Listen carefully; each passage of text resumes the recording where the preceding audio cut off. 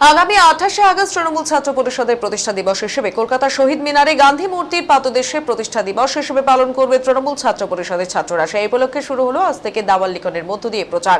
এই প্রচারে উপস্থিত ছিলেন তৃণমূল ছাত্র পরিষদের বালুরঘাট কলেজের ছাত্র সংগঠন নেতা সুরত সাহা। তিনি জানান, আগামী 28শে আগস্ট গান্ধী মূর্তির পাদদেশে এক বিশাল জনসভা হবে। সেই উপলক্ষে আজ দক্ষিণ দিনাজপুর জেলার বালুরঘাটের শহর জুড়ে দেয়াল লিখনের মধ্য দিয়ে প্রচার কার্য শুরু করা হলো।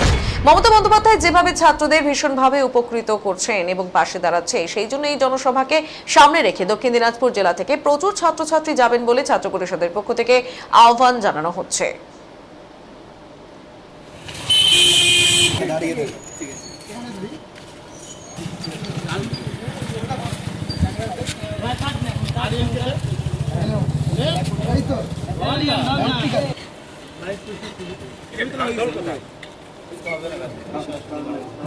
ছাত্র পরিষদের প্রতিষ্ঠা দিবসকে সামনে রেখে আমরা দেওয়াল লিখনের মাধ্যমে বালুরঘাট শহর তৃণমূল ছাত্র পরিষদের পক্ষ থেকে আজকে প্রচার শুরু করলাম।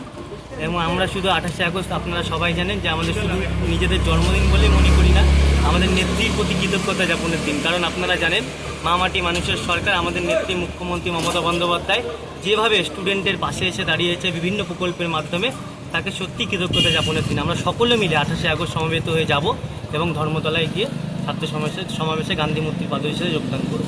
নামটা বলছি।